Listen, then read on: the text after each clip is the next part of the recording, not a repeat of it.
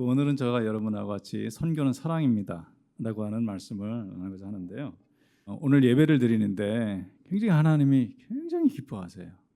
너무 기뻐하시고 그 마음이 너무 즐거우시고 행복하셔서 와, 하나님이 이렇게 기뻐하시는 건 진짜 오랜만입니다. 그러니까 하나님은 하나님의 자녀들이 하나님께 마음으로 나가고 이렇게 마음으로 예배드리고 할 때 그렇게 기뻐하실 수가 없어요. 그러니까 하나님의 기쁨은 다른 데 있는 게 아니고 우리 마음을 다해서 하나님께 나아갈 때, 그리고 우리가 사랑을 드리고 마음을 이렇게 드릴 때 그렇게 기뻐하세요. 그리고 축복은요, 거기서 하나님이 기뻐하시면은 그냥 축복을 부어 주십니다. 하나님하고 딜을 하는 게 아니고요. 우리 관계는 하나님이 은혜로 사랑으로 주시는 관계거든요. 자, 하나님하고 뭘 딜을 해가지고 나 이렇게 할 테니까 저렇게 해주세요. 전혀 안 통합니다. 하나님께는. 그러니까 하나님의 마음으로 나가면 하나님 마음이 열리시면 다 주십니다. 네.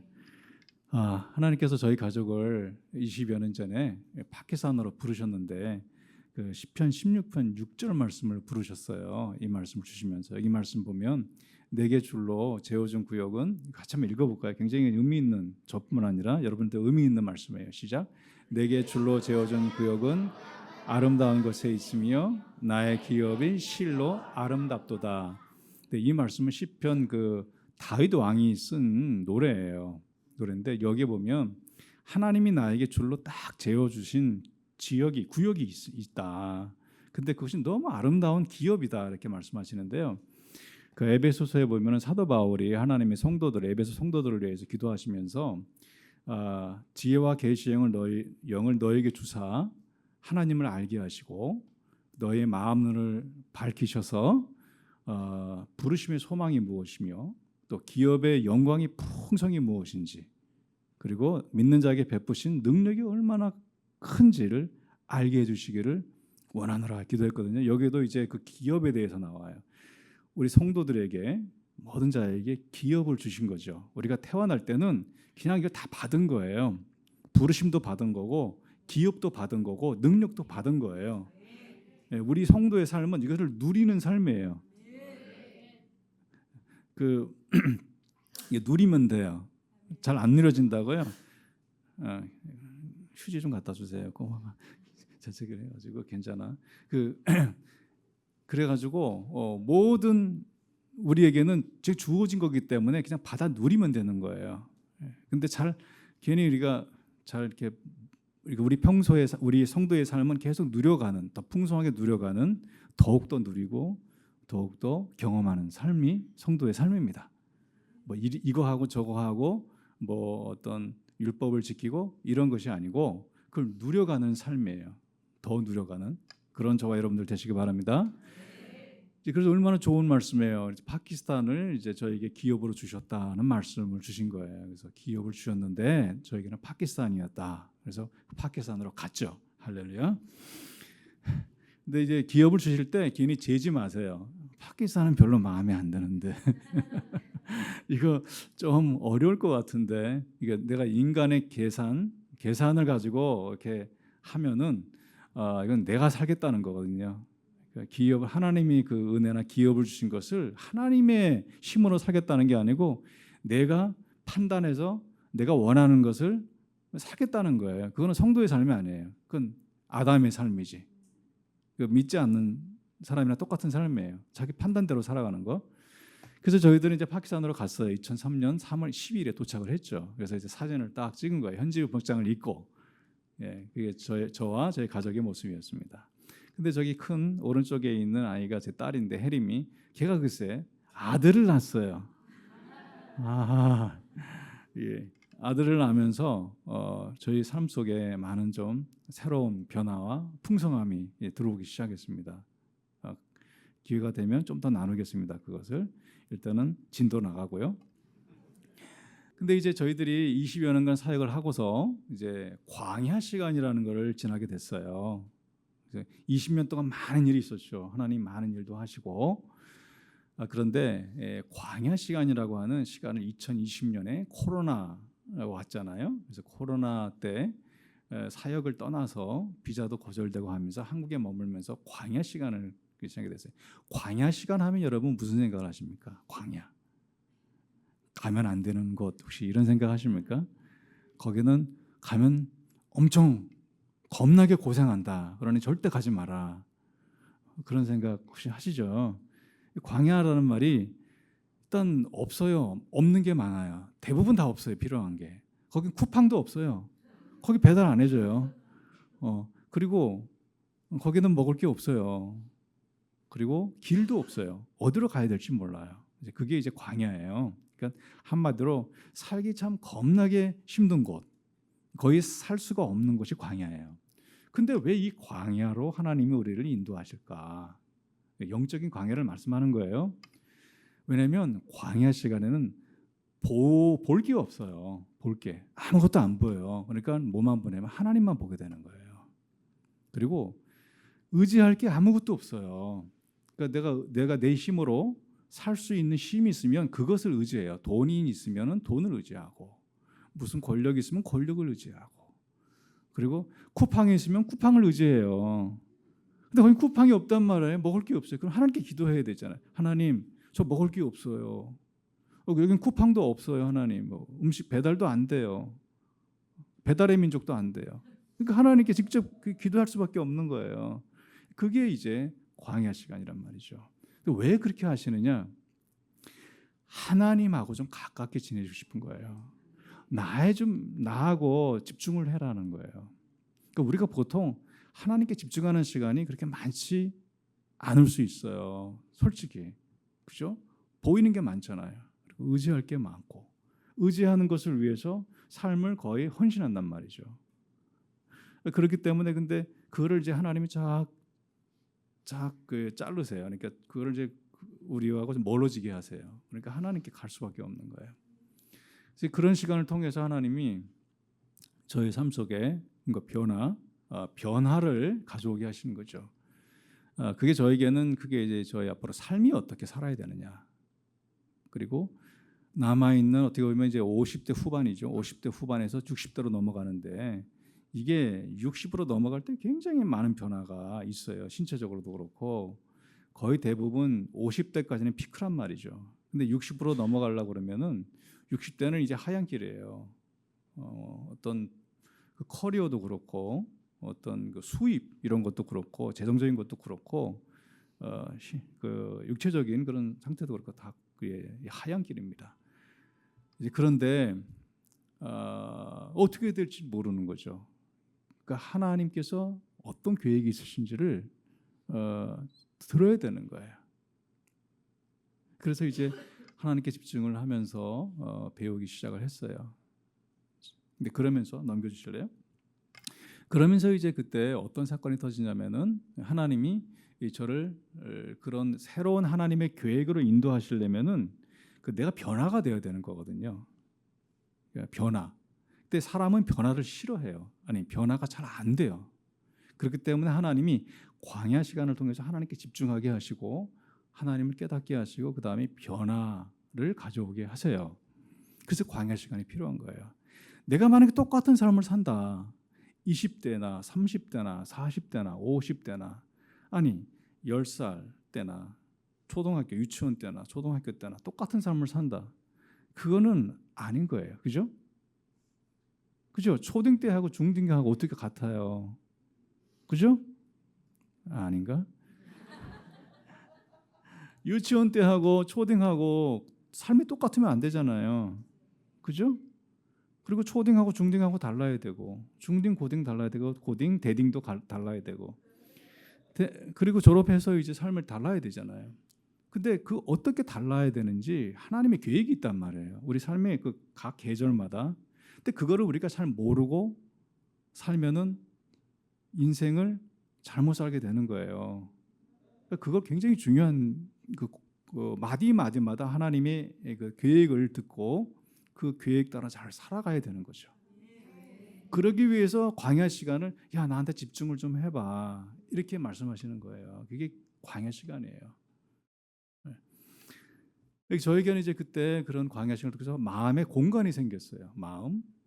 제 마음에 꽉 뭔가 다른 걸로 전에 있던 걸로 채웠는데 이게 이제 이렇게 비워진 거죠. 비워지니까 새로운 것이 들어올 수 있는 공간이 생겼어요. 그때 이제 어떤 일이 일어나냐면 2021년도에 미군이 아프가니스탄에서 철수하는 일이 있었습니다. 20년 동안 있다가 그 오사마 빈 라덴 9/11을 일으킨 그 당사자가 사살됐어요. 그러니까 더 이상 있을 필요가 없으니까 20년 마치고 미군이 철수를 했어요. 근데 문제는 이 아프가니스탄은 복음을 들어갈 수가 없는 나라예요. 복음이 선교를 할 수 없는 나라입니다. 그러니까 20년 동안 미군이 있었지만은 선교가 이루어지지 못했어요. 생각해 보세요. 거기는 많은 영혼들이 복음을 들을 수 있는 기회가 없었단 말이죠. 근데 미군이 간접적인 통치를 하면서 어느 정도 자유는 좀 보장이 됐어요. 특히 여성들과 어린이들이 학교도 다닐 수 있게 됐고 일자리도 얻게 됐고 그래서 상당히 인권이 신장이 됐습니다. 근데 그런 삶 속에서 너무 좋았는데 이제 탈레반이 들어온단 말이죠. 미군이 나가게 되면은 그 이슬람 극단주의자들이 들어오는 거예요. 근데 그 사람들은 어떻게 믿느냐면은 여성들은 집에만 있어야 된다. 그러니 학교를 가지 마라.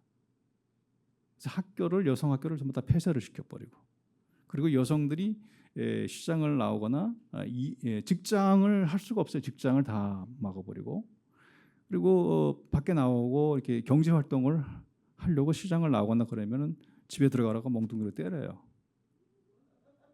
그리고 운전을 하면은 염산을 갖고 다니다가 얼굴에다 여성들 얼굴에다가 부어버려요. 왜 나오냐고.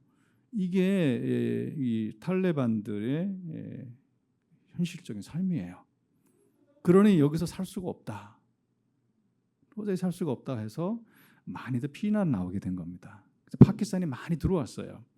그때 이제 파키스탄에 나와 있는 피난 나온 아프간 사람들에게 음식과 뭐 기타 그 추우니까 또 이불이나 이런 걸 제공을 하고 음식을 제공하면서 이제 무슬림들한테 선교가 시작이 된 거예요.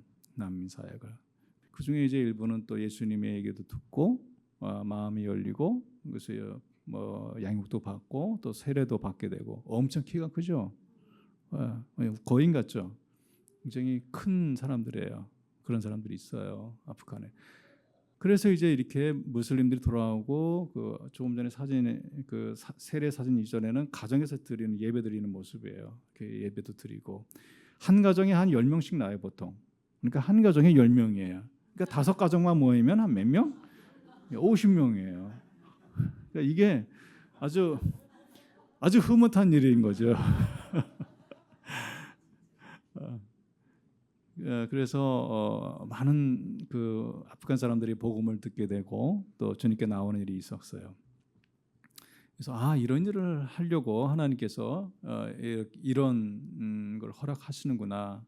그러면서 또 이제 기도를 하게 됐어요. 하나님, 그 다음에는 하나님께서 어떤 마음이 있으시고 어떤 계획이 있으십니까? 어떤 걸 하길 원하십니까? 그러면서 기도를 하게 됐어요. 이 기도를 하면서 사진에 보면 맨 오른쪽에 뒤에 있는 그 형제가 그 제이라고 하는 형제인데 가명을 쓸게요 그냥 자마라고 하는 형제인데 이 형제가 어디서 오게 됐냐면 저 발루치스탄 또 넘겨주세요. 발루치스탄이라고 사진을 보면은 오른쪽에는 인도고 하얀 바탕이 인도, 또 왼쪽 서쪽이 이제 서북 쪽이 아프가니스탄이고 서쪽이 이란이에요.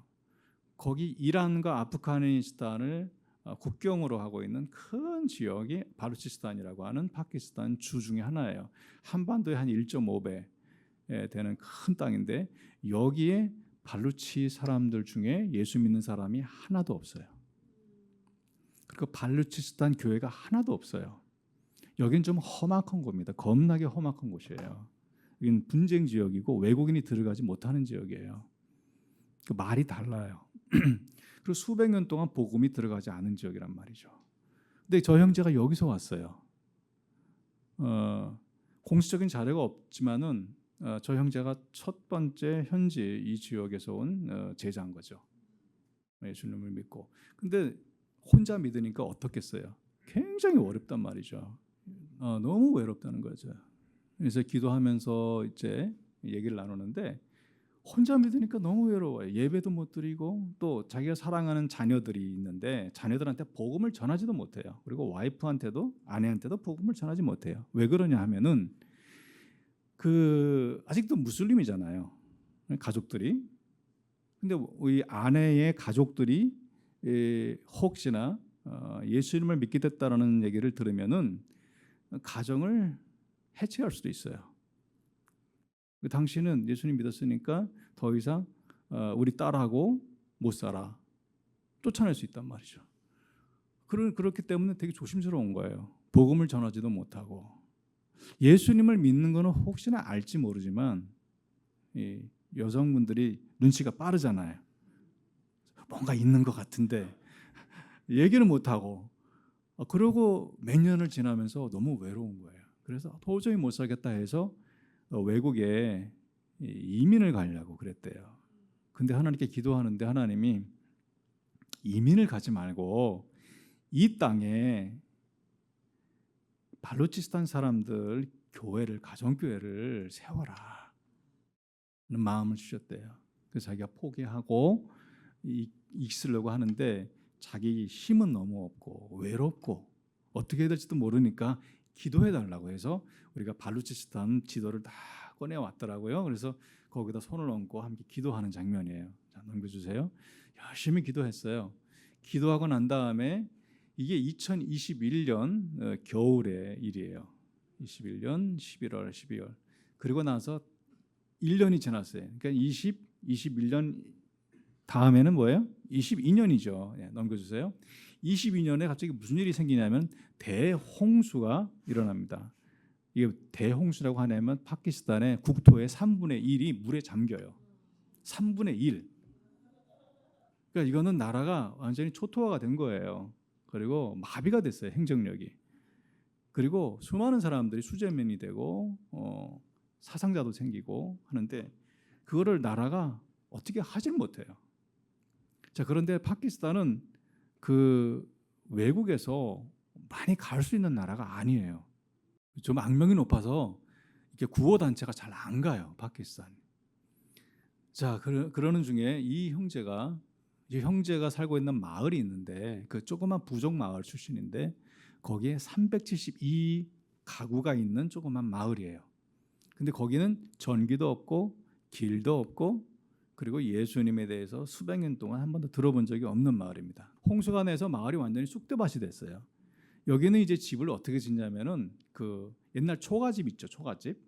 초가집은 위에는 지푸라기를 얹고 나무를 해 석가래를 해서 지푸라기를 얹어가지고 비를 맞고 이 벽은 어떻게 짓냐면은 진흙 있잖아요. 진흙을 지푸라기하고 섞어가지고 그렇게 벽을 만들어요. 그게 이제 여기서 쓰는 방법이에요. 그러니까 비가 왔으면 어떻게 돼요? 진흙이 다 무너지는 거예요. 그래서 한 집도 다 난가지 없어 다 무너져 버렸어요. 그러면서 이제 사상자도 있었고 다친 아이들도 있었고 집을 잃은 주민들이 아주 어떻게 해야 될지 이러면서 이 제자 형제가 아이들도 방치돼 있고 저기 있는 게 뭐 부침개처럼 생겼는데 저게 이제 밀가루로 그냥 아무것도 안 넣고 널쩍하게 만든 짜파티라고 하는 빵이에요. 예. 그러면서 이제 이 형제가 우리가 음식이 없다고 음식이 먹을 게 없어요. 그러니 좀 먹을 거 좀 갖다 달라고 식량을 구호해 달라고 부탁을 했어요. 그래서 제가 어떻게 할게요? 모든 걸 할 때는 하나님께 물어봐야 돼요. 그래서 하나님께 물어봤죠. 하나님 어떻게 해요? 하나님이 네 이웃을 네 몸과 같이 사랑하라. 굶주린 자에게 식량을 주라고 하셨잖아요. 그래서 그 말씀 생각나게 해주셔서 이웃이 굶주릴 때는 그냥 줘야 되는구나. 여기에서 뭐 선교 목적 뭐 어떻게 복음을 전하려고 이거는 일단 내려놔야 돼요. 그냥 주라는 거예요. 창조주 하나님이 피조물 하나님의 형상으로 만든 저기 파키스탄 구석에서 고통받고 있는 그 사람들이 있어요. 그러면 종려나 몸을 다 떠나서 하나님의 사랑으로 주는 거예요. 그렇게 해서 그렇게 하겠습니다 했더니 그래서 계산을 해보니까 얼마가 필요한가요 했더니 372가구라고 했잖아요. 계산을 좀 해보세요. 1가구가 일주일에 그 식량으로 먹을 돈이 10,000원이에요. 그러면 일주일에 372가구가 먹으려면 얼마나 필요해요? 372만 원이 일주일에 필요해요. 그러면 4개월 동안 먹여야 돼요.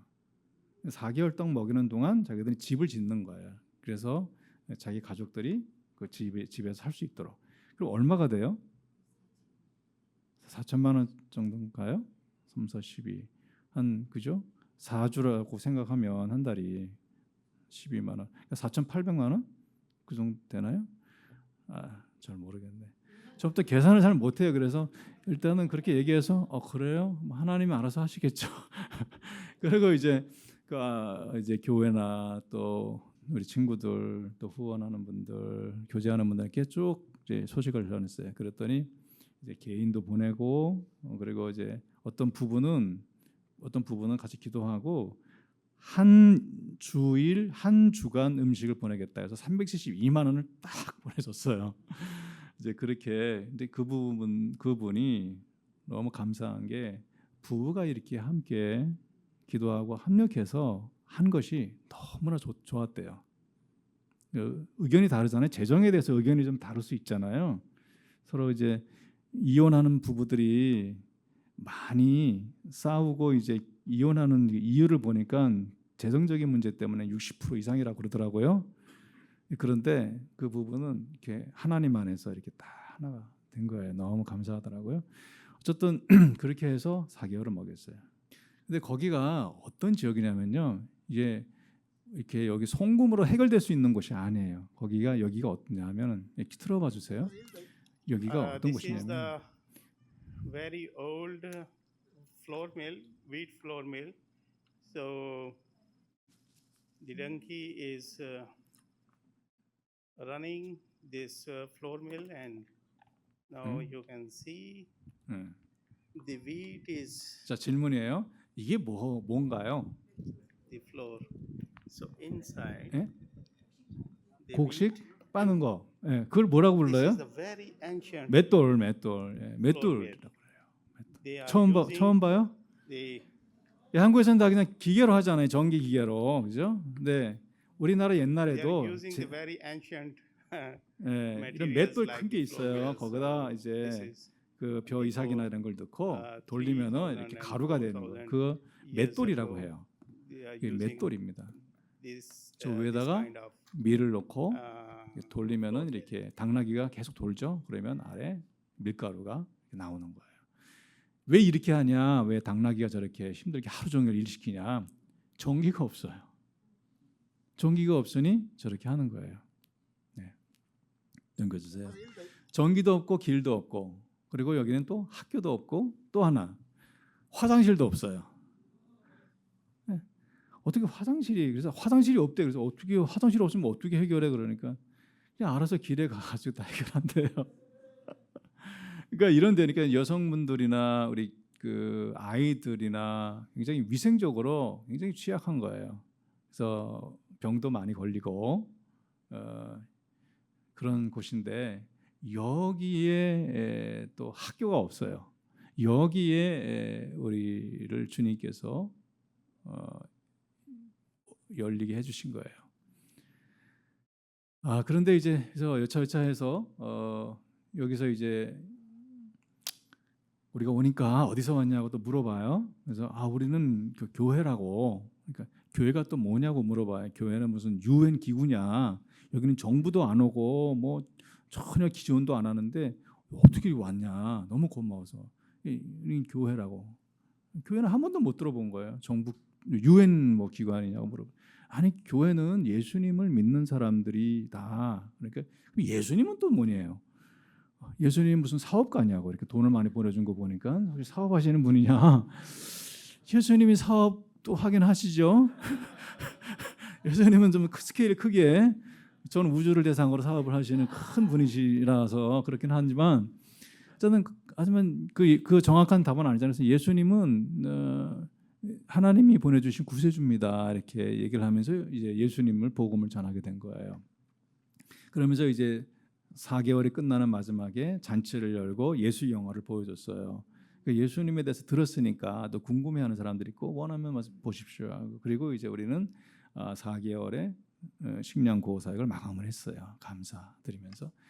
그랬더니 거기 마을 사람들이 3명이 땅을 기증을 하면서 학교를 좀 세워달라고. 여기는 학교가 없다고. 우리 아이들의 미래를 위해서 학교가 너무 필요하다고 준 거예요. 자, 여러분이라면은 어떻게 하시겠어요? 땅을 줬어요. 평생 땅 한 번도 안 가보. 혹시 땅이 있으세요? 재산? 땅 없으세요? 여기 용인이나 여기 이쪽에 땅 있으면 굉장히 좋을 것 같은데, 근데 땅이 없어요. 어떤 땅을 준대요. 좋을 것 같죠? 네? 그것도 뭐 한두 평이 아니에요. 그게 한 1,000평씩, 1,000평, 3,000평 그냥 탁탁 준 거예요. 그래서 근데 이제 땅을 좀 주면서 학교를 세워달라. 근데 저는요, 제가 학교 때문에 좀 어려운 일이 있었거든요. 누가 제가 저를 학교 때문에 학교를 뺏으려고 막 경찰에도 고소를 하고 법원에도 막 고소를 해가지고 제가 법원에도 가야 됐고 경찰서에도 가서 막 신문 조사도 받아야 되고 막 그런 일이 있었어요. 근데 제가 믿은 사람이 그렇게 했어요. 그러니까 제가 마음이 많이 좀 어쩌자 해서 하나님의 은혜로 다시 찾긴 했지만 마음이 많이 힘들었어요. 그래서 이런 일은 좀 더 이상 안 일어났으면 좋겠다, 그런 마음이 있었는데 또 학교를 또 지어달라는 거죠. 근데 여기는 길도 없어요, 전기도 없어요. 그리고 외국인이 못 들어가요. 여기다 학교를 어떻게 지어요? 제가 그러니까 우리 식량 구호를 같이 했던 제자들이 하게 되는데 혹시나 또 안 좋은 일이 일어나면 어떻게 해요, 하나님? 이런 마음이 있는 거예요. 다 잘 되면 너무 좋지만 혹시나 사람은 욕심이 있잖아요. 욕심이 있을 수 있어요. 시험에 들 수 있단 말이에요. 그러면은 그렇게 착하던 사람도 시험에 들 수 있어요. 그렇기 때문에 저는 이제 하나님이 그래서 하나님께 기도를 했어요. 하나님 여기 땅을 줬는데 학교를 세워달라고 하는데 어떻게 해요? 하면서 이제 물어봐야 되잖아요, 그죠? 내 마음대로 하면 그건 안 되잖아요. 물어봐요. 물어봤어요. 근데 제 마음 한구석에는 학교를 지으라고 하지 않으셨으면 좋겠다 하는 마음이 있는 거예요. 부담스러우니까. 그러니까 어떻게 해요? 하나님이 답을 주시기 전에 딴짓을 하는 거예요. 딴짓. 이게 들은 다음에 그거 안 하면 뭐예요? 불순종이에요. 그러니까 안 들었을 때는 뭐예요? 아직은 불순종은 아닌 거예요. 그죠? 그러니까 제가 꾀를 좀 내서 하나님이 말씀하실 것 같으면 딴청을 하는 거예요. 안 보고. 하나님 근데 이런 거는 어때요? 이러면서 엉뚱한 얘기를 하는 거예요. 그러길 한 수개월을 이렇게 씨름을 하면서 지냈어요. 근데 하나님이 계속 말씀을 하세요. 하도 두들겨 서요, 마음을. 하나님이 혹시 마음 두드리는 거 느껴본 적 있어요? 마음을 두드려요, 하나님께서. 그리고 뭔가 자꾸 말씀을 하셔요. 우리가 그래요. 우리가 사람은 그래요. 하나님하고 그런 관계예요. 하나님 형상으로 만들었기 때문에 영이 있기 때문에 있어요. 느낌이, 센스가 있어요. 근데 그냥 부담스럽단 말이죠.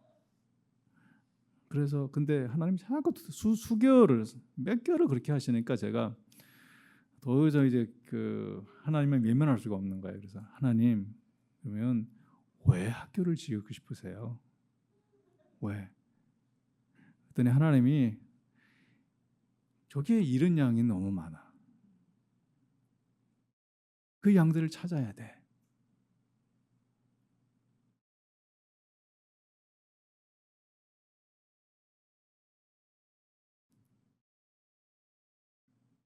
나도 소중하고 여러분도 소중해요. 근데 저기도 소중한 영혼들이 있는 거예요. 수백 년 동안 한 번도 복음을 들어보지 못했고 하나님께서는 찾고 싶으신 거예요.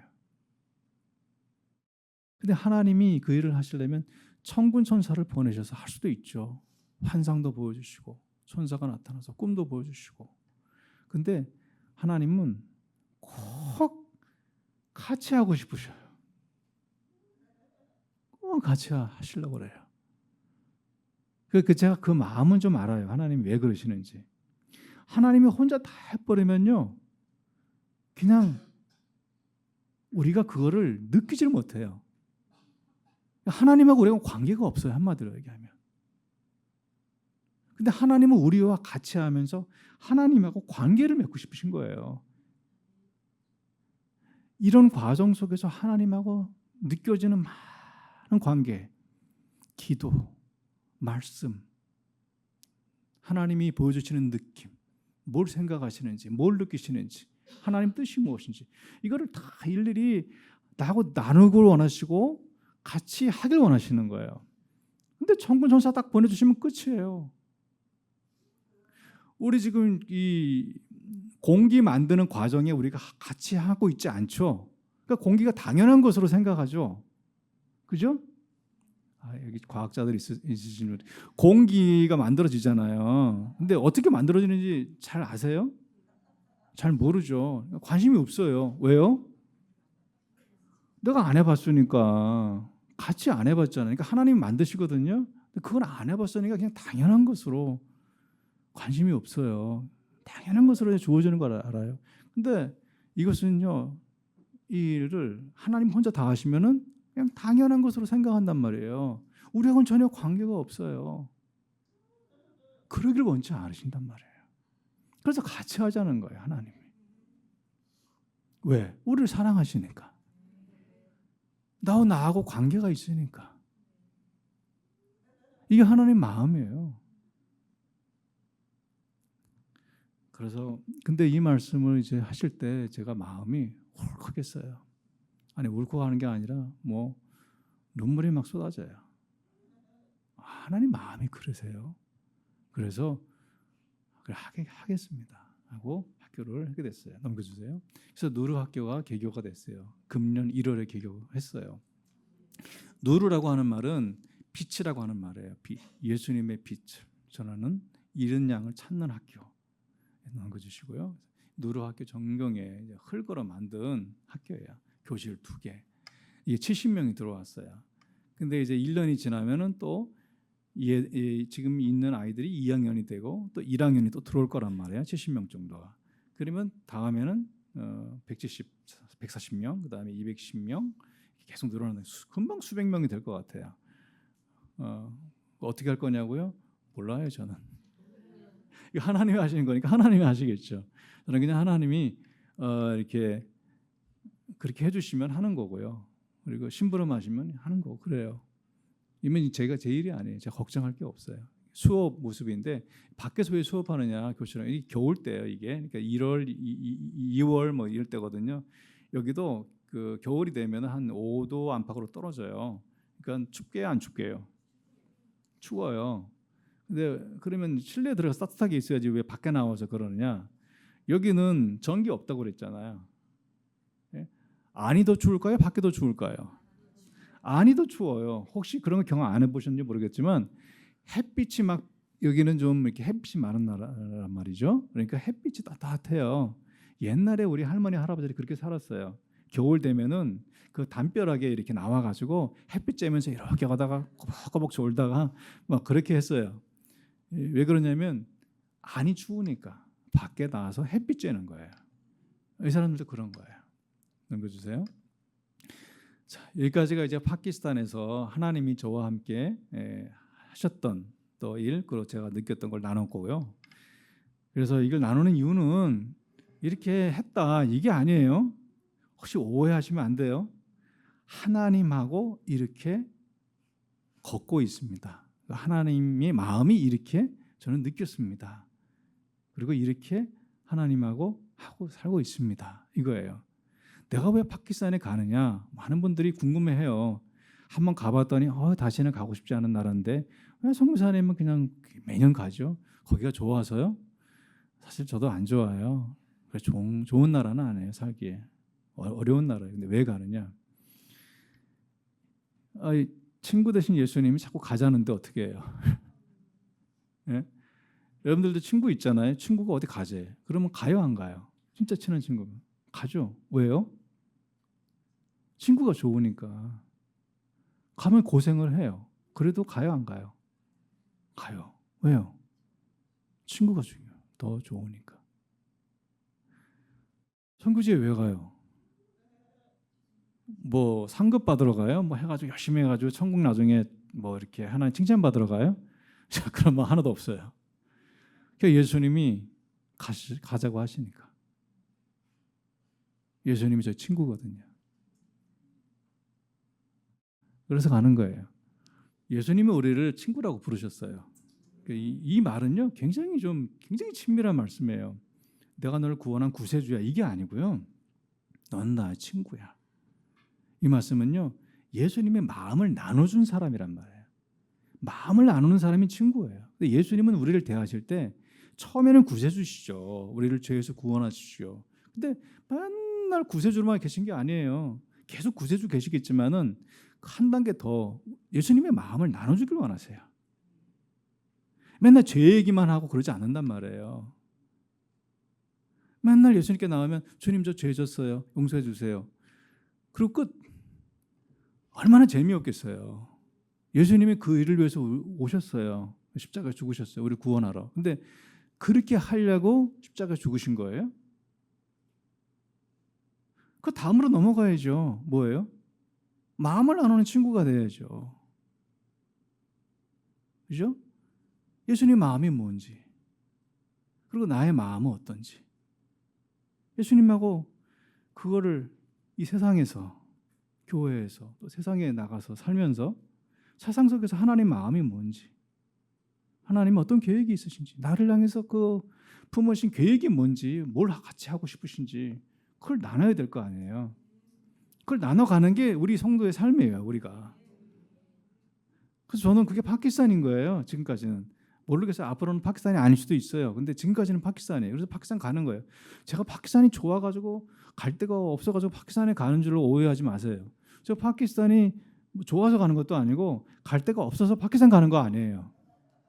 얼마나 갈 데가 없으면 좀 좋은 데도 많을 텐데 저렇게 힘든 나라 맨날 가시지? 진짜 갈 데가 없으신가 보다. 아니에요. 부르는 데 있어요. 더 좋은 자리 불러줘요. 근데 안 가요. 왜요? 예수님이 가시자는데. 예, 그래요. 그래서 선교는 저는 한마디로 사랑인 거예요. 사랑인데 이게 세상적인 사랑이 아니고요. 하나님의 사랑이에요. 첫 번째. 요한복음 3장 16절. 하나님이 세상을 이처럼 사랑하사 독생자를 주셨으니. 하나님이 이처럼 사랑하셨잖아요. 이처럼 사랑하셨다는 게 뭔가요? 남겨주세요.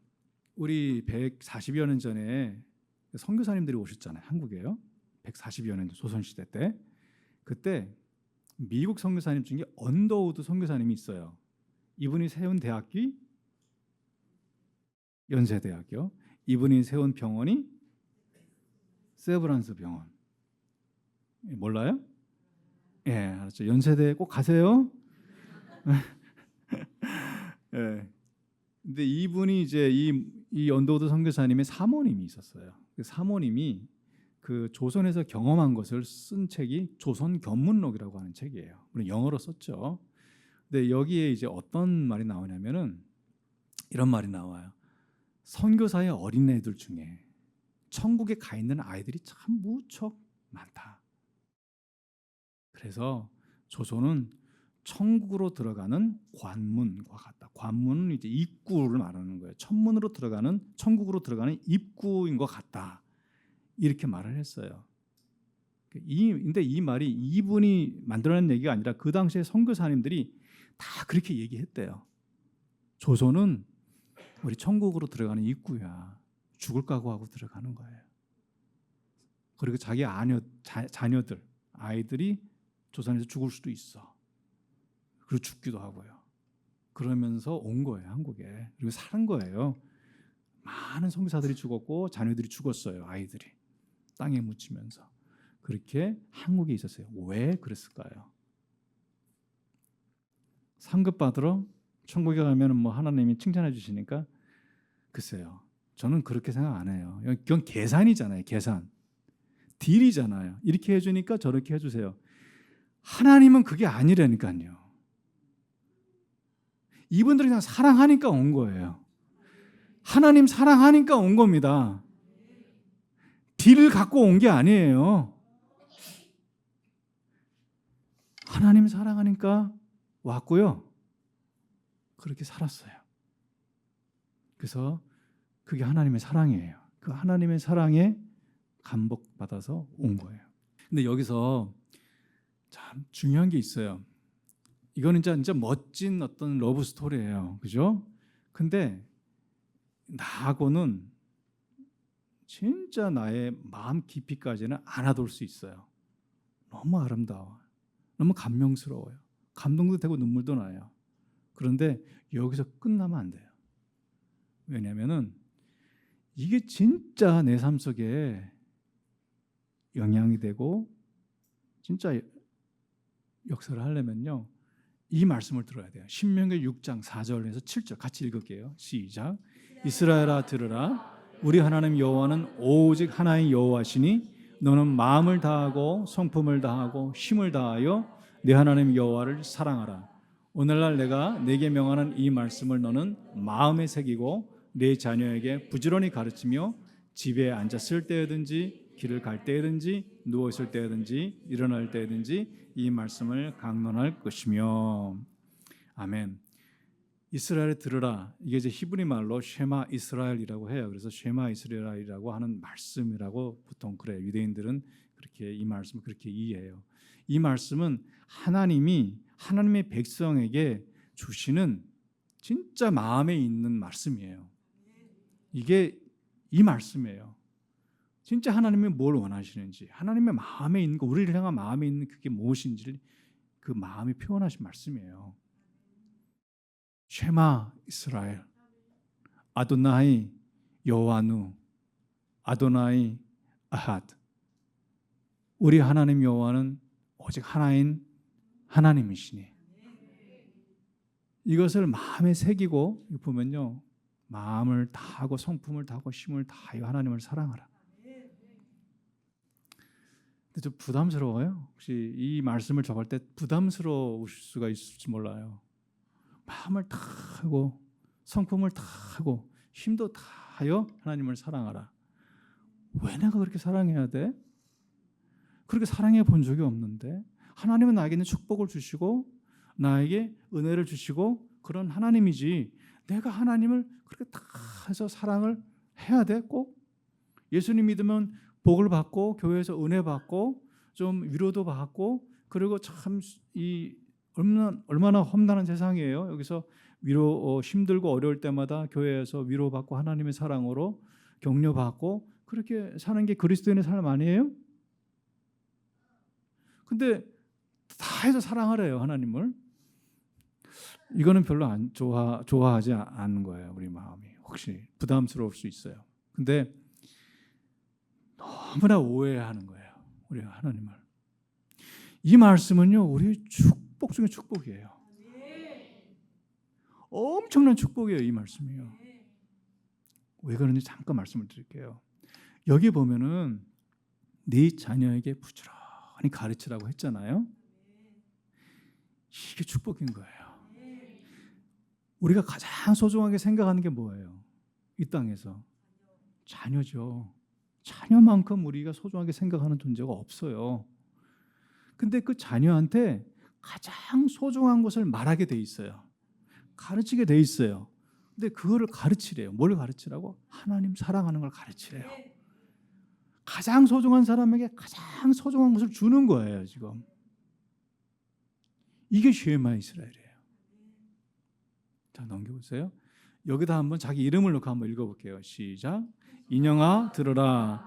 우리 하나님 여호와는 오직 하나의 여호와시니 너는 마음을 다하고 성품을 다하고 힘을 다하여 주 너희 하나님을 사랑하라. 오늘날 내가 내게 명하는 이 말씀을 너는 마음에 새기고 내 자녀에게 부지런히 가르치며 집에 앉았을 때든지 길을 갈 때든지 누워 있을 때든지 일어날 때든지 이 말씀을 강론할 것이며. 아멘. 넘겨주세요. 근데 왜 이 말씀이 그렇게 큰 축복이냐면요, 이게 우리가 참된 우리 자신이 되게 하는 말씀이에요. 우리가 제일 고통스럽고 방황하고 힘들어하고 인생이 무너지는 이유는요, 내가 누군지를 모르기 때문이에요. 그리고 그렇게 우리가 우리 배우자하고 자녀들을 들들 볶으면서 이렇게 좀 해라 저렇게 좀 해라 하면서 관계가 어려워지는 이유 중에 하나는 뭐예요? 그 배우자나 자녀가 진짜 누구인지를 오해해서 그래요. 그러니 자기 생각을 가지고 상대방을 자기 원하는 대로 바꾸고 싶은 거예요. 저를 포함해서. 저도 가끔 그래요. 그래서 많이 회개하고 있어요. 이 말씀을 읽고 묵상하면서 내가 하나님 말씀대로 살지 못했구나. 깊이 내 뿌리 박힌 내 생각과 내 판단에 살아가고 있구나. 이걸 작업을 지금 계속 하고 있어요. 하나님이. 이게 출애굽기 20장 3절 10계명의 첫 번째 계명이잖아요. 한번 읽어볼게요. 시작. 너는 나 외에는 다른 신들을 내게 두지 말라. 이 말씀이요, 이게 하나님을 사랑하는 그 말씀하고 신명기 쉐마 이스라엘하고 굉장히 깊이 연관되어 있어요. 나 외에는 다른 신들을 내게 두지 말라. 이 말씀은요, 하나님 앞에 하고 우리 관계 사이에 아무것도 끼게 하지 말라는 거예요. 너 누구를 좋아하면요, 우리가 그 사람하고만 같이 있고 싶잖아요. 끼는 거 되게 싫어하잖아요. 세상에 데이트하고 연애할 때 누가 자꾸 끼면은 되게 그 주책이잖아요. 둘이만 시간을 보내고 싶고. 하나님도 우리하고 그러신 거예요. 그리고 또 하나 더 중요한 게 있어요. 하나님 우리를 만드실 때 하나님의 형상으로 만드셨어요. 근데 하나님의 형상으로 우리가 되는 게 우리의 운명이에요. 근데 하나님의 형상이 너무 풍성해서 사람마다 다 달라요, 조금씩. 근데 내가 진짜 거울을 볼 때만 내가 내 자신을 생각할 때마다 너무 만족스럽고 기쁘고 행복하고 감사하고 이렇게 느끼지 못하잖아요. 왜요? 하나님의 형상을 잃어버려서 그래요. 근데 이 형상이 회복돼야 되는 거거든요. 그럴 때 진정으로 내 안에 내가 하나님의 형상이 회복되면 하나님이 나에게 원래 주신 그 풍성함과 그 능력과 그 아름다움과 진짜 그 감명스럽고 너무 볼 때마다 만족스러우고 행복하고 했던 그 모습이 회복되는 거예요. 그리고 내가 나에게 주신 그 능력들 그리고 하나님이 주신 놀라운 일들을 그런 하나님의 그 계획하신 일들을 내가 충분히 하면서 너무 행복하게 살 수 있는 거예요. 근데 이걸 잃어버렸어요. 왜 잃어버렸을까요? 예, 죄 때문에. 근데 죄가 뭘까요, 혹시? 죄 때문에 잃어버렸잖아요. 죄가 뭘까요? 이 말씀이에요. 하나님이 왜 다른 걸 놔둬서 그래요? 내 눈앞에 하나님 말고 다른 걸 놔둬서 그래요. 여기 시편 115편 8절 말씀이 있는데 같이 읽어볼게요. 시작. 우상을 만드는 자와 그것을 의지하는 자가 다 그와 같으리로다. 우상이라는 것은 형상을 말하는 거거든요. 형상. 근데 하나님의 형상이 아닌 다른 형상을 만들어 놓은 거예요. 그리고 그거를 보는 거예요. 그거를 보면은 그걸 내 앞에 놔두면 내 삶이 어떻게 될까요? 이게 나오잖아요. 그와 같이 돼요. 그 형상처럼 돼버려요. 하나님을 놔두면 하나님처럼 내가 하나님의 형상으로 변화되고 그 우상을 내 앞에 놔두면은 그 우상처럼 내가 변해요. 그래서 돈을 앞에 놔두면 그 돈처럼 돼요, 사람이. 그리고 권력을 앞에 두면은 권력처럼 돼버려요. 그리고 자기 쾌락이나 행복을 앞에 놔두면 굉장히 이기적이고 자기 그런 사람이 돼요. 이거는 우리가 부족해서 다른 사람보다 부족해서가 아니라 이게 그렇게 만드셨어요, 우리를. 그러니 우리 앞에는 하나님만 있어야 되는 거예요. 하나님 앞에 다른 게 끼면 안 되는 거예요. 다른 것들은 우리 뒤에 가야 되는 거예요. 뛰어들려고 그러면 뒤로 가라고 하셔야 돼요. 내 앞에는 하나님만 있다고. 내가 아무리 좋아하고 사랑하는 사람 필요한 것이 있어도 하나님 뒤에 오라고 하셔야 돼요. 그럴 때 하나님이 우리를 만드신 그 모습이 되고 그리고 그것들을 다른 것들은 우리가 통치하고 관리하고 축복의 도구로 쓸 수 있는 사람들이 되는 거예요. 근데 다른 걸 앞에 놔두면은 그것이 우리를 지배해 버립니다. 통치해 버려 우리를. 돈의 노예가 되고 빛의 노예가 되고 맨날 그렇게 사는 거예요. 힘들게 종이 돼서 살아요. 그러지 말라는 거예요. 너는 돈보다도 더 소중해. 이 세상에 어떤 것보다도 우리보다 더 소중한 건 없어요. 하나님 눈에는. 그러니 너는 내 앞에 늘 나만 바라보라는 거예요. 그게 10계명의 1계명입니다. 이게 하나님을 사랑하는 최소한의 방법이에요. 그러니까 우상을 숭배하지 말라고 하신 거예요. 근데 우리 자녀들한테 가장 요즘 부모들이 자녀들한테 가장 많이 하는 말이 뭐예요? 공부 열심히 해라. 그죠? 틀린 말은 안 해요. 왜 공부를 열심히 하라고 하느냐? 왜요? 왜요? 좋은 대학 가야 되니까. 왜요? 좋은 대학 가서 왜요? 좋은 직장 가야 되니까. 좋은 직장이라는 게 좀 여러 가지 의미가 있지만 좋은 직장이 뭐예요? 돈 많이 주는 안정적인 회사. 그죠? 그거 왜요? 돈 많이 받아서 뭐 하게요? 아주 말 좀 해보세요.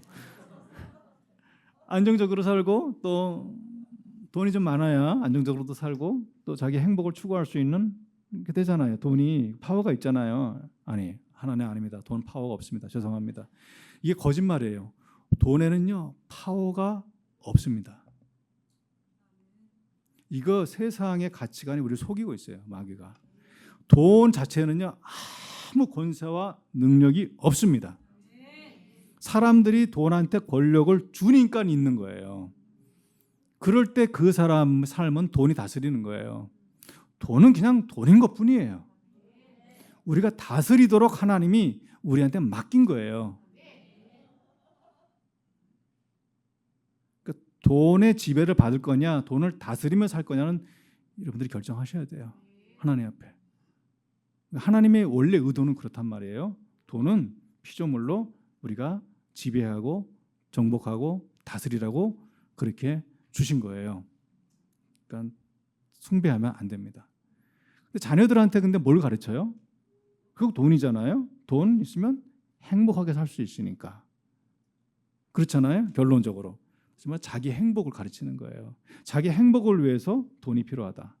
그러니 좋은 직장 가라. 좋은 대학 나와라. 그러니까 공부 열심히 해라. 이거예요. 틀려요, 맞아요? 맞죠? 민낯인 거예요. 솔직히 그래. 너무 심플해요. 그러니까 자녀들이 그렇게 어렸을 때부터 그렇게 자랐어요. 그럼 어떻게 돼요? 자기 행복을 추구해요. 자기 행복이 전부인 줄 알아요. 그럼 어떻게 돼요?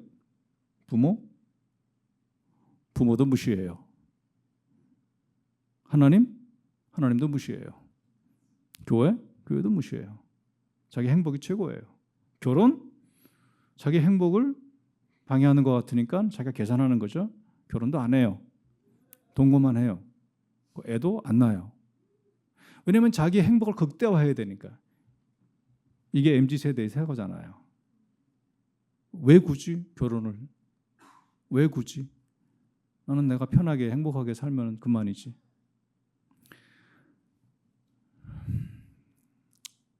이게 우리 부모님들이 그렇게 가르쳤어요. 그래서 지금 이렇게 사회가 된 겁니다. 하나님 말씀을 우리가 어겼어요. 마음에 새기고 하나님 말씀을 마음에 새기고 부지런히 가르치라고 했는데 안 가르쳤어요. 그리고 공부만 하라고 했어요. 이 말 속에 세상적인 가치관을 자기 숭배의 가치를 심어준 거예요. 그러니 그렇게 자녀들이 간 겁니다. 이거 우리가 교회가 회개해야 됩니다. 하나님 회개해야 합니다. 주님 우리가 하나님 말씀을 어겼습니다. 돌이킵니다. 근데 이 은혜마을교회는요 너무 안 그래서 너무 감사해요. 하나님이 가장 사랑하고 최고로 믿고 그리고 그렇게 살잖아요. 그렇게 살려고 애쓰고 너무 감사해요. 그렇다고 해서 저 선교사님은 돈을 싫어하나 봐. 이렇게 생각하면 있는데 저 돈 싫어하지 않아요. 돈이 필요하지도 않나 봐. 아니요, 저 돈 필요해요. 필요한 것 뿐이에요. 근데 누가 주시느냐? 하나님이 주세요. 참새 얘기하시면서 예수님이 그러셨잖아요. 염려하지 말라. 하나님이 다 먹이신다. 그러면서 예수님 말씀하셨잖아요. 하나님이 참새도 먹이시는데 너희들 다 먹이신다. 그러니까 하고자 하시는 말씀이 뭐냐면 참새 얘기하시면서 하나님을 의지하라 이거예요. 필요한 거 있어요? 하나님을 의지하세요. 내 힘으로 막 자구책을 마련하는 게 그게 기독교의 삶이 아니에요. 필요한 거 있어요? 하나님을 의지하세요. 하나님의 공급자이신 것을 고백하시고 감사드리세요. 그 다음에 어떻게 공급하느냐? 그건 하나님의 방법을 주세요. 그 다음에 하나님이 일자리를 주세요. 그러면 일을 하세요. 뭐 하나님이 투자하게 하세요? 그럼 투자를 하세요. 투자하라고 하지 않은데 투자하지 마시고요. 괜히 돈 다 날려요. 하나님하고 같이 하세요.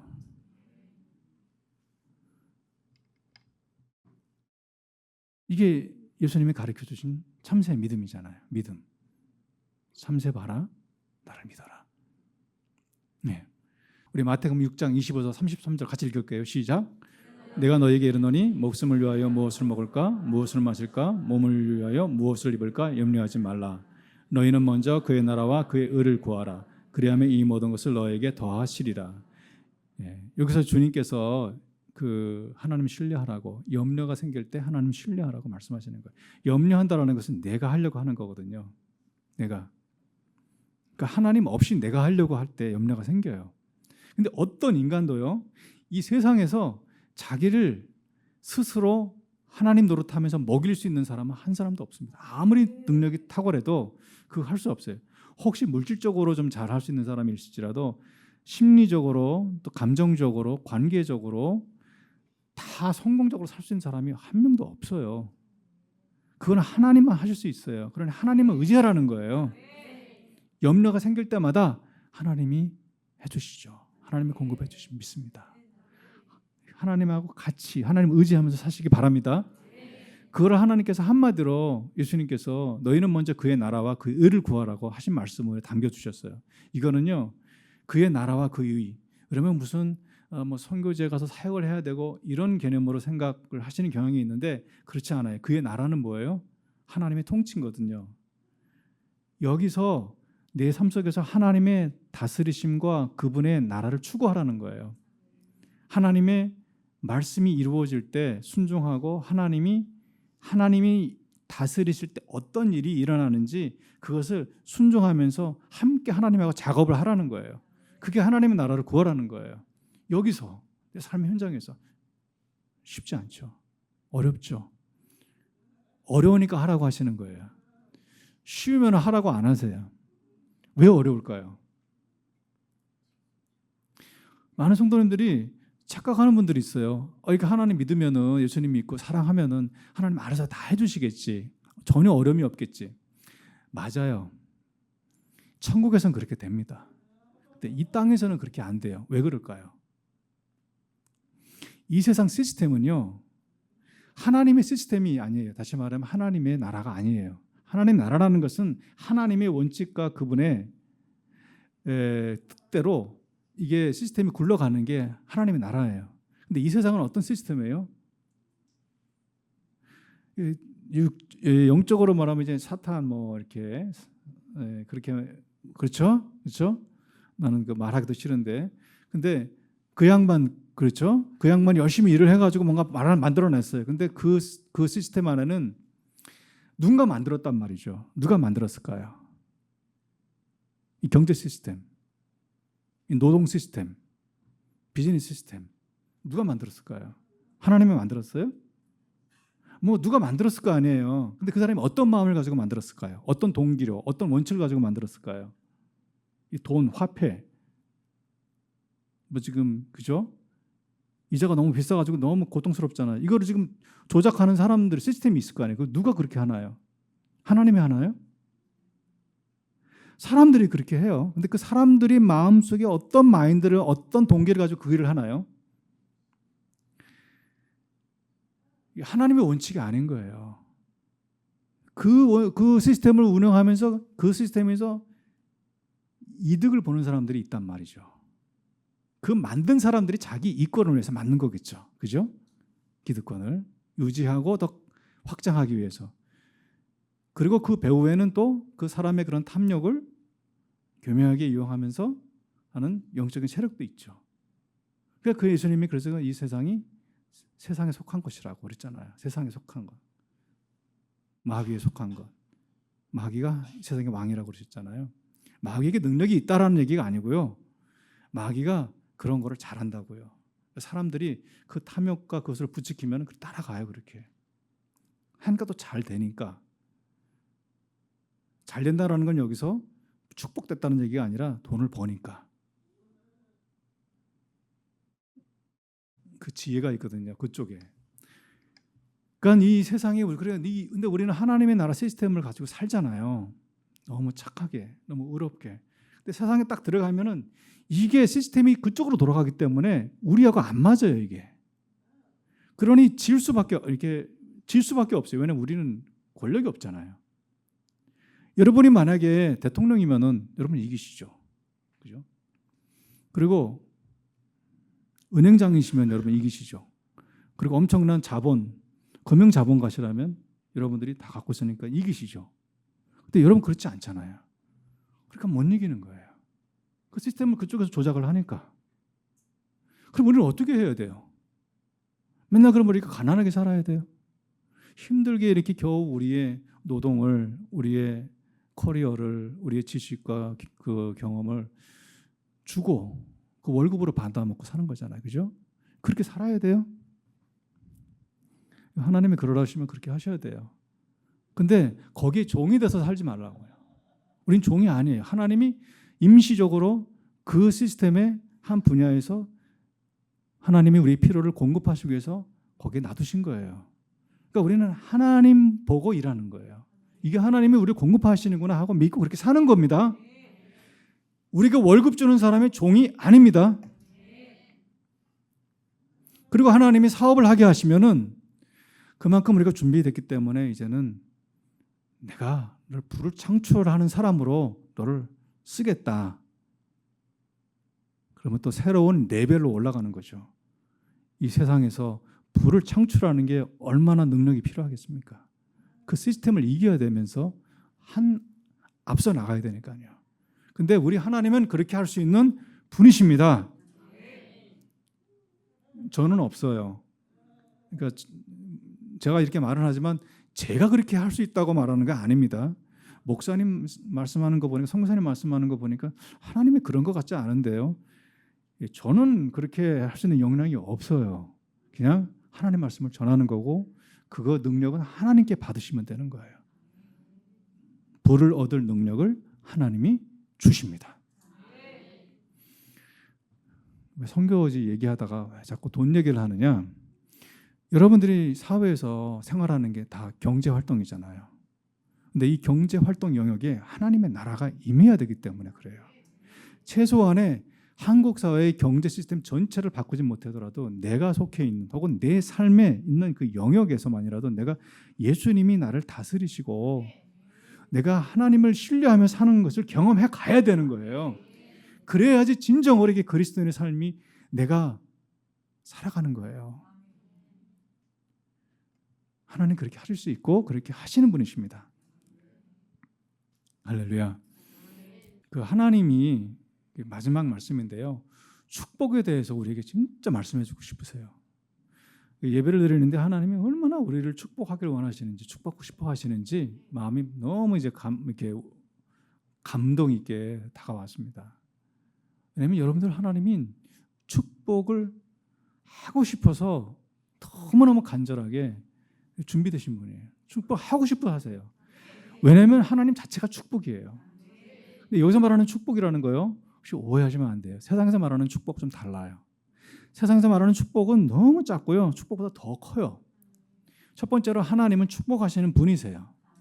심판하시고 우리를 우리한테 재판하시고 그런 분이 아니시고 책망하시는 분이라기보다 축복하시는 분이 하나님의 본심이에요. 왜 그러시냐면 첫 번째, 하나님은 우리가 태어났을 때, 우리 존재를 처음 만들었을 때 우리에 대한 하나님의 마음의 본심이 뭔지를 보여주셨어요. 그게 뭐예요? 창세기 1장 20절, 28절 같이 읽을게요. 시작. 하나님의 자기 형상, 곧 하나님의 형상대로 사람을 창조하시되 남자와 여자를 창조하시고 하나님이 그들에게 복을 주시며 그들에게 이르시되 생육하고 번성하여 땅에 충만하라. 땅을 정복하라. 바다의 고기와 공중의 새와 땅에 움직이는 모든 생물을 다스리라 하시니라. 하나님은 우리 존재 자체를 굉장히 기뻐하시고 축복하시는 분이십니다. 진짜입니다. 진짜입니다. 진짜라니까요. 근데 우리가 이 이야기를 많이 너무 못 들었어요. 성장 과정에서, 세상에서. 그래서 우리가 오해하고 있어요. 마음에 상처도 있고. 나 축복받는 사람 아니야.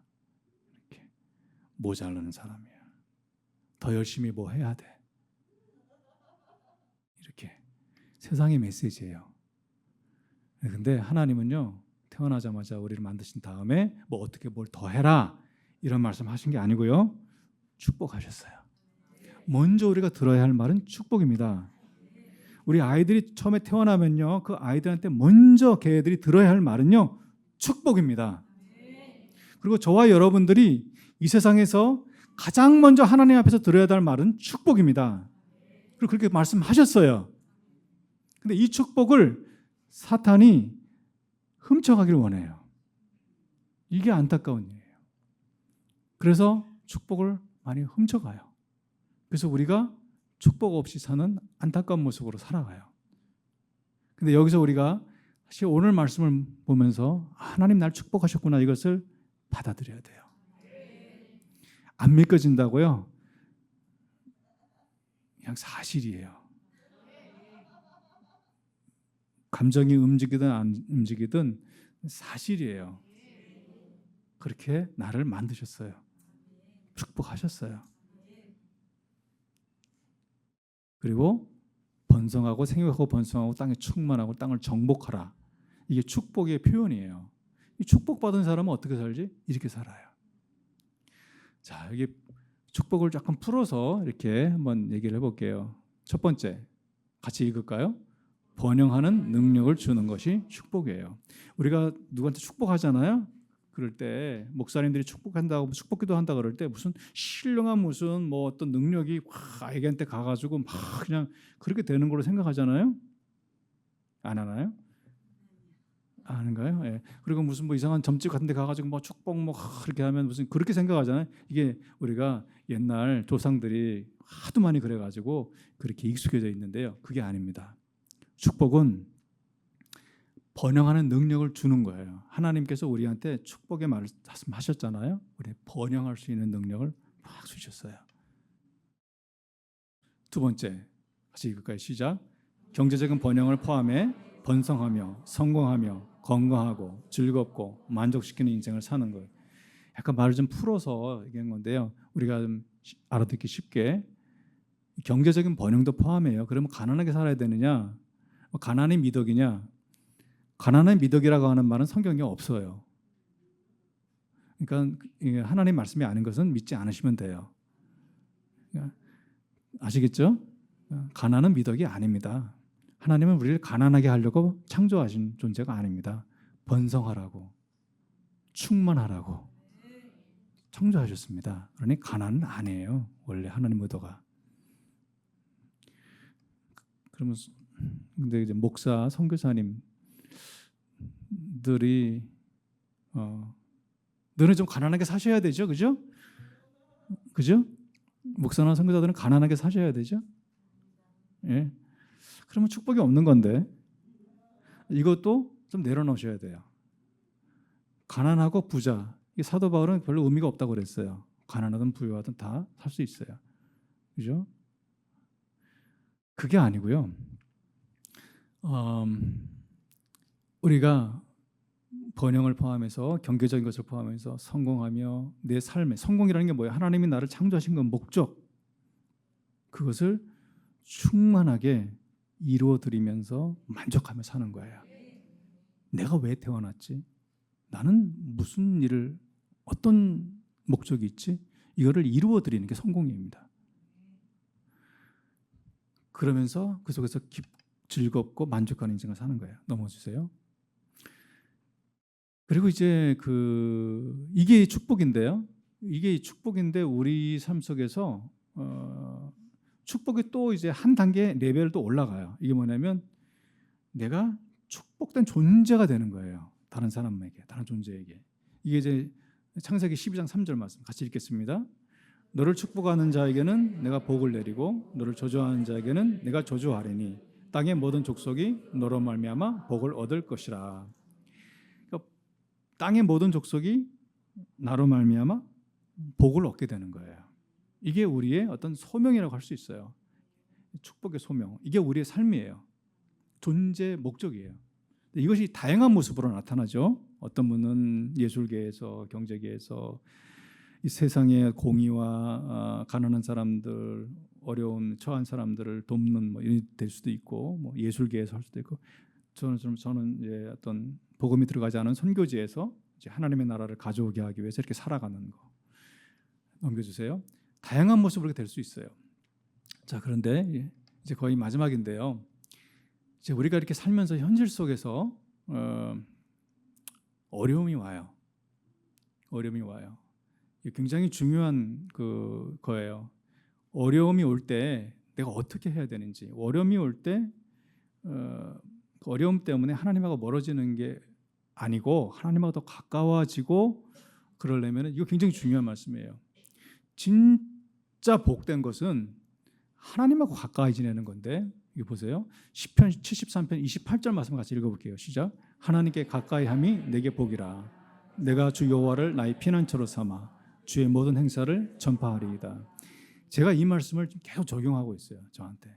뭐냐면 이 세상에서 살 때는 시스템이 달라서 힘들어요. 어려움이 있습니다. 이 세상 시스템은 저를 환영하지 않아요. 그리고 저한테 메리트를 주지 않아요. 저한테 이득을 주지 않아요. 도움을 주지 않아요.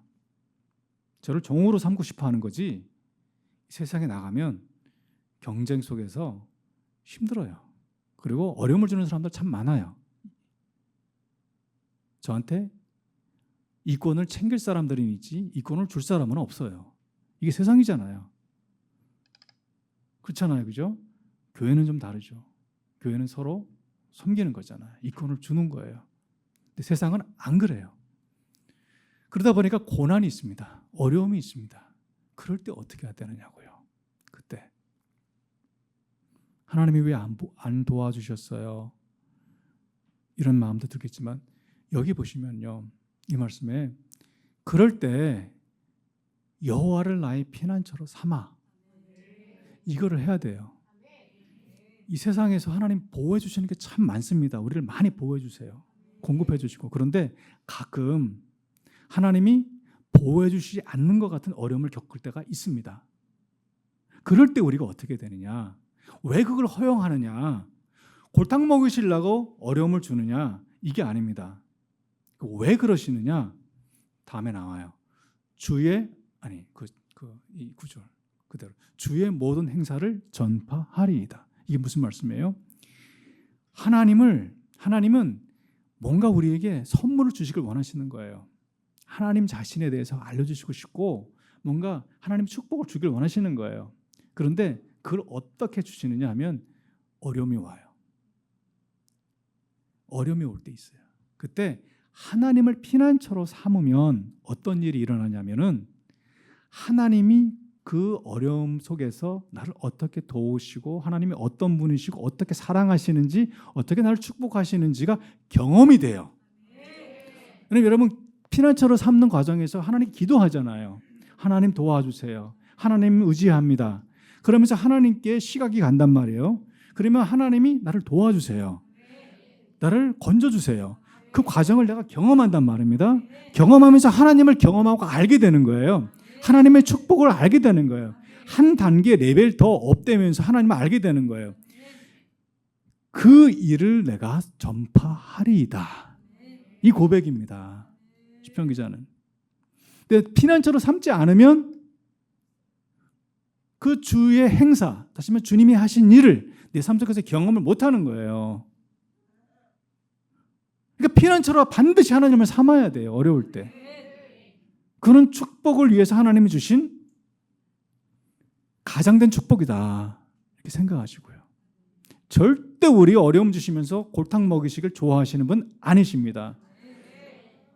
오해하지 마십시오. 하나님은 절대 그런 분 아니십니다. 왜 그러시겠어요? 전혀 그런 분 아니십니다. 그래서 주를 가까이함이 내게 복이라고 시편 기자가 찬양하는 거예요. 내가 하나님 이 어려움이 와도 피난처로 삼아 하나님을 가까이 하는 것이 결국은 나에게 복이었다. 이걸 경험하면서 노래하는 겁니다. 그래서 하나님과 늘 가까이하고 사랑하는 여러분들 되시기를 간절히 축원드립니다. 파키스탄에서도 한국에서도 또 수업에서도 공부하는 과정에서도 친구 관계에서도 또 직장에서도 또 돈을 버시면서 왜 이렇게 돈 버는 게 힘들어? 그럴 때 하나님 의지하십시오. 하나님이 나를 공급하시게 주신 거지. 때가 되면 혹시 하나님이 나를 이 다른 사람의 아래서 일하는 게 아니고 나한테 사업처럼 주실 수도 있겠지. 그런 이제 확신이 들면은 사업을 시작하시고요.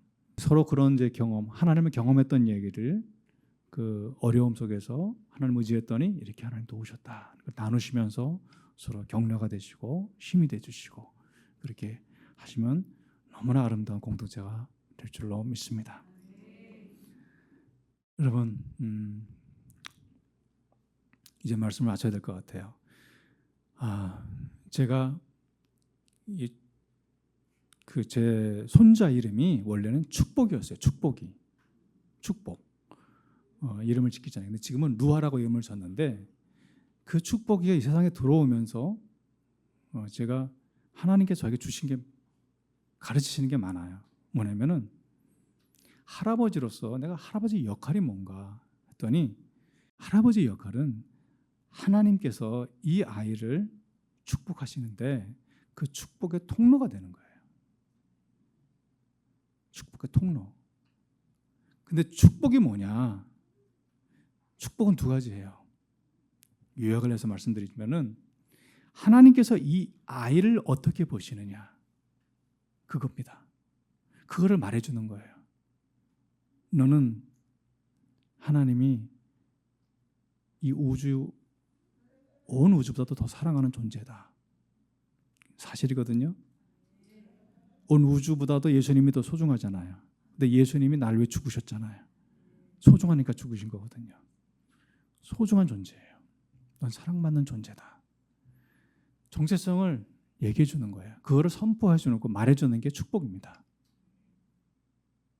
그거를 그냥 하나님 대신에 하나님의 마음을 전달해 주는 거예요. 그게 축복입니다. 두 번째, 그리고 이 아이를 향한 하나님의 계획이 있을 겁니다. 목적. 그것을 우리가 기도해요. 그러면서 하나님이 주신 깨달음이 있고 하나님이 주신 이 아이에 대한 계획을 알려주세요. 그러면 그거를 전달해 주는 거예요. 그게 축복입니다.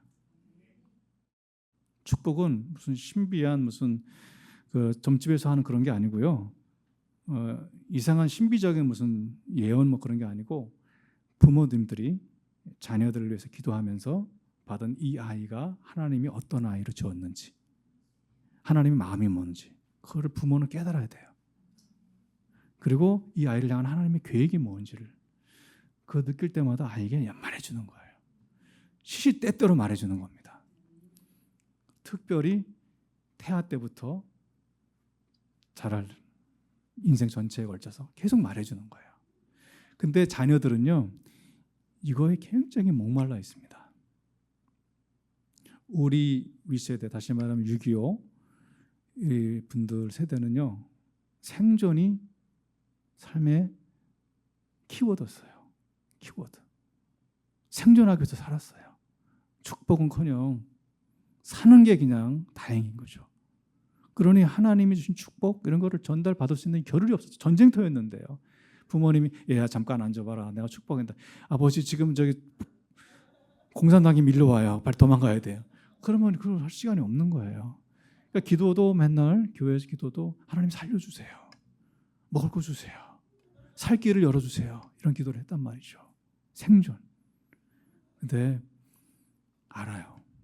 저도 그 세대 영향을 받아서 그게 쉽지 않아요. 그래서 안 받은 거니까 주기가 쉽지 않아요. 그런데 하나님은 그렇게 하길 원하세요. 부모의 역할을 한번 같이 읽어볼까요? 시작. 부모의 역할은 자녀에게 하나님께서 주신 정체성과 목적을 잘 전달함으로 하나님께서 주신 축복을 받게 하는 것입니다. 이게 부모의 역할입니다. 행동으로 말로 계속 전달해주고 축복해주는 거예요. 그러면 이 아이는요, 자기가 누군지를 알아요. 두 번째, 자기가 왜 사는지를 알아요. 많은 사람들이 자기가 누군지를 모르고 자기가 왜 사는지를 몰라서 방황하다가 인생의 시간을 많이 허비합니다. 그리고 죽을 때까지 방황하며 사는 사람들이 많아요. 그래서 인생을 그렇게 살아요.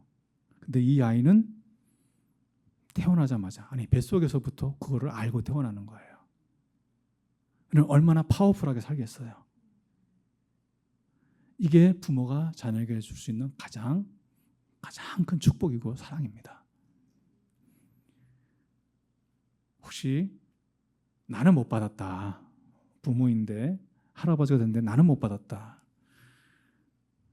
자기한테도 해주세요. 하셔야 됩니다. 그리고 서로 해주셔야 돼요. 그래서 우리 교회는 이 축복의 공동체인 거예요. 많이 해주셔요. 이게 안 해주면 어떤 일이 일어나느냐? 마음에 큰 공백이 생깁니다. 이 공백은 다른 어떤 것으로 채우지 못해요. 그러니까 다른 것으로 채워요. 여기다 또 사탄이 가라지를 많이 심어놔요. 가라지, 잡초를 많이 심어놔요. 엉뚱한 말들, 잘못된 말들. 그래서 우울증에도 걸리고 안 좋은 일들이 많이 일어나요. 삶 속에. 이런 것들을 다 비우시고 자꾸 대체하는 작업을 해야 돼요. 자기한테도. 그리고 우리 자녀들한테 그 축복이 흘러가도록. 이거를 하나님이 꼭 여러분들한테 전하라고 하시네요. 필요하신가 봐요. 저한테도 너무 필요했고요. 그러면 이 시간에 한번 자기 자신한테 하나님이 나를 축복하시는 나 존재라는 것을 믿음으로 고백하겠습니다. 먼저. 그리고 우리 자녀를 그 다음에 축복할게요. 자, 그럼 먼저 하나님한테 눈을 감으시고 손을 좀 이렇게 내미시고